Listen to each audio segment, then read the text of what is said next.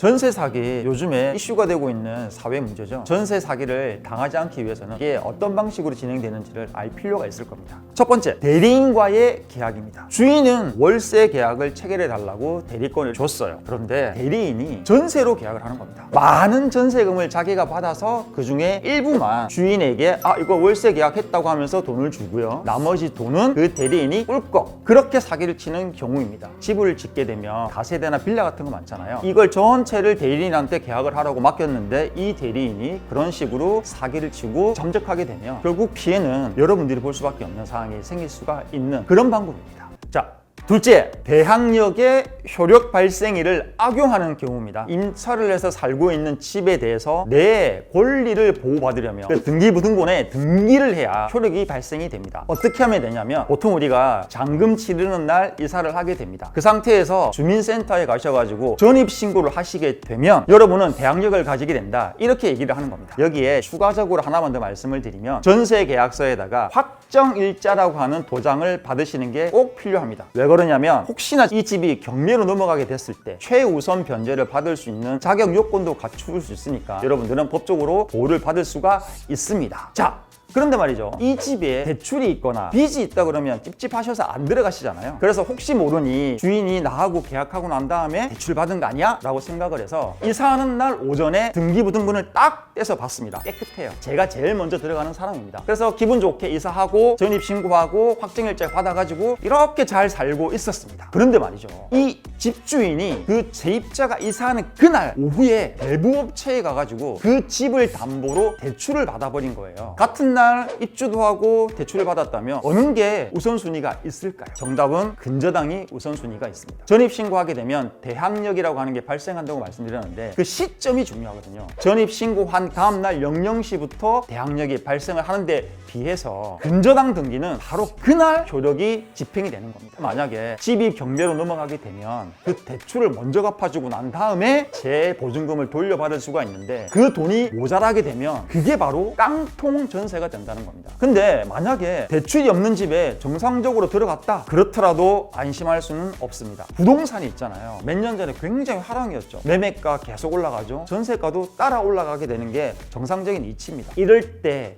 일명 갭 투자가 발생하는 겁니다. 이 매매가와 전세가의 차이를 갭이라고 얘기를 하는 거거든요. 자, 예를 한번 들어볼게요. 빌라가 매매가가 2억입니다. 그리고 지금 전세가가 1억 7천인 경우입니다. 그러면 이 빌라를 사고 싶은 사람은 2억과 1억 7천의 갭인 3천만 원만 주면 집을 사게 되는 겁니다. 대신 세입자가 만기가 돼서 나갈 때 1억 7천이라고 하는 보증금은 새 주인이 돌려줘야 될 의무가 발생하는 겁니다. 근데 말이죠, 부동산 가격이 올라갈 때는 행복합니다. 전세가 1억 7천이었는데 1억 9천이 올라갔습니다. 자, 이렇게 되게 되면 만기가 돼서 새로운 세입자한테 1억 9천 보증금을 받게 되고요. 그 중에 나가야 될 사람한테 1억 7천만 주게 됩니다. 그러면 2천만 원 남죠? 이거는 자기 거가 되는 거예요. 하지만 문제는 부동산 경기가 침체될 때 나타납니다. 지금처럼 매매가가 30% 40% 떨어진다. 그래서 집주인은 새로운 세입자를 받아도 옛날만큼의 전세 보증을 받을 수가 없어서 자기 돈을 더 얹어서 나가는 세입자한테 줘야 될 상황이 되는 겁니다. 그래서 자기는 돈 없다,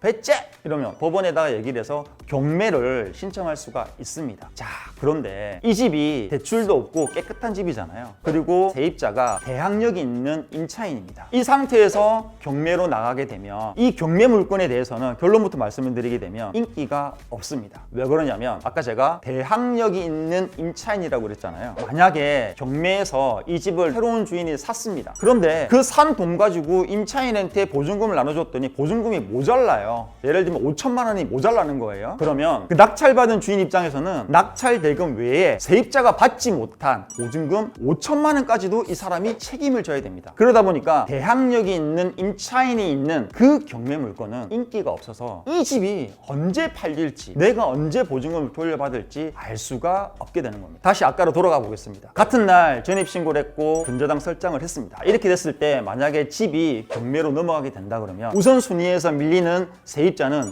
대항력이 없습니다. 그러면 낙찰이 되게 되더라도 일단 대출금을 먼저 상환하고 난 다음에 그 남은 돈이 세입자한테 가기 때문에 여러분들이 전입신고한 그날 건저당이 설정되어 있는지를 반드시 등기등본을 한번 떼서 확인해 볼 필요가 있다. 여러분들의 전세보증금과 만약에 대출금이 있다고 하면 그 대출금을 합한 전체 금액이 지금 이 집을 팔았을 때 매매가와의 차이가 70% 이하가 되는 집이 안전하다고 하거든요. 그래서 그걸 반드시 전세 계약 하시기 전에 꼭 확인하셔야 된다. 이런 말씀을 드리고 싶습니다.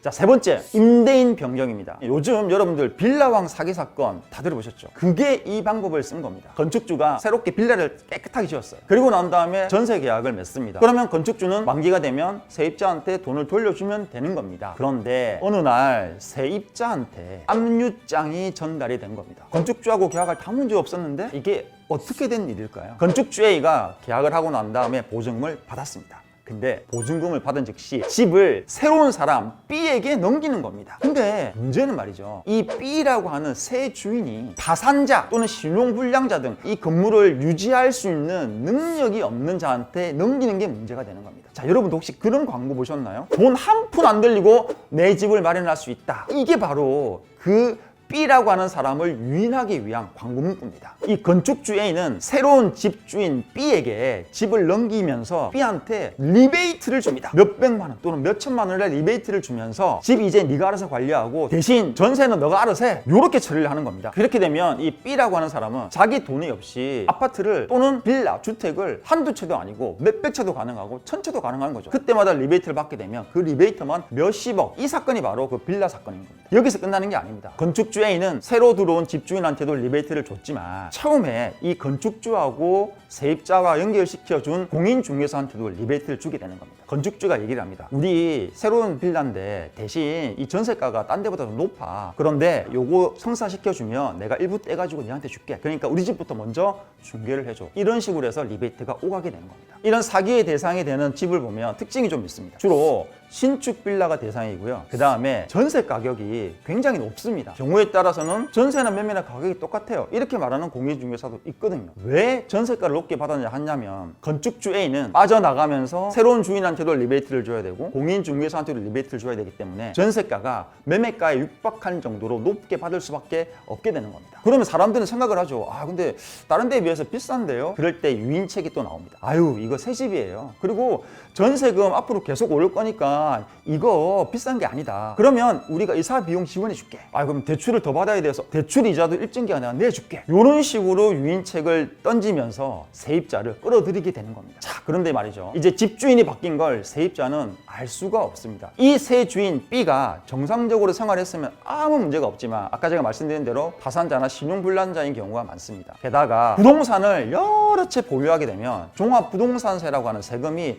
매년 발생하게 되는데 새 주인 B는 이걸 낼 수 있는 능력도 없고 낼 의지도 없거든요. 그러다 보니까 세금은 계속 체납이 되고 나라에서는 압류를 걸게 된 겁니다. 그때서야 세입자는 등기부등본을 떼봤더니 세상에 주인이 이미 바뀌어 있었던 겁니다. 자, 이렇게 되면 어떻게 될까요? 나라에서는 압류하고 난 다음에 1, 2년 내에도 계속 세금을 갚지 않으면 그 집을 공매로 넘기게 되는 겁니다. 공매로 나갔을 때 그 집을 다른 사람이 사서 그 공매가가 들어오게 되면 내가 보증금을 받고 나갈 수도 있는데 여기서 중요한 포인트가 하나 있습니다. 예를 들면 3억 5천의 집이 낙찰이 됐습니다. 근데 여기에서 나보다 먼저 대출받은 사람이 없으면 제가 1순위인 거죠. 한 가지 예외가 있습니다. 낙찰이 되게 되면 먼저 빠져가는 비용이 있어요. 이게 뭐냐? 일단 법원이나 공매를 했기 때문에 관련된 비용이 발생하잖아요. 법원이나 공매 비용 나가고요. 그 다음에 세금이 빠져나갑니다. 그러니까 이 집주인은 이때까지 지방세도 안 내고 국세도 안 내고 그렇기 때문에 3억 5천에서 세금을 먼저 빼나갑니다. 그리고 난 다음에 남는 돈을 세입자한테 돌려주게 되는데 만약에 그 체납된 세금이 많다면 내 보증금을 제대로 돌려받을 수가 있을까요? 이게 바로 집주인을 바꿔서 사기치는 지금 문제가 되고 있는, 그래서 피해자가 많이 발생하고 있는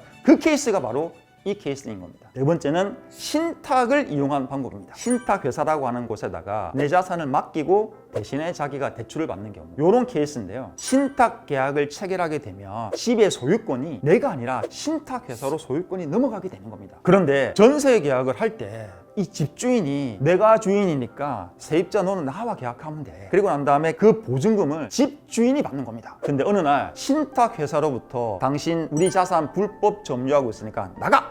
라고 합니다. 그러니까 세입자는 집주인이 아니라 신탁회사와 계약을 했었어야 되는 겁니다. 그리고 보증금도 신탁회사에 맡겼어야 되는 거죠. 그래서 여러분들이 전세 계약을 하시게 되면 기본적으로 등기부 등본을 떼서 확인을 하는데요. 거기에 신탁이라고 하는 말이 들어가 있을 때는 다시 한번 신탁원부라고 하는 서류가 별도로 있거든요. 그거를 떼서 도대체 이 두 사람 사이에서 어떤 식으로 계약이 이루어졌는지를 확인해야 되는 번거로움이 따르게 됩니다. 그렇기 때문에 가급적이면 신탁 계약이 체결되어 있는 집하고는 전세 계약하는 거는 따로 한번 생각해 보시는 것도 좋으실 것 같아요. 다음 시간에는 이 전세 사기를 방지하는 방법에 대해서 제가 정리를 해서 말씀드릴 테니 꼭 시청 부탁드리겠습니다. 그럼 다음 시간에 만나요.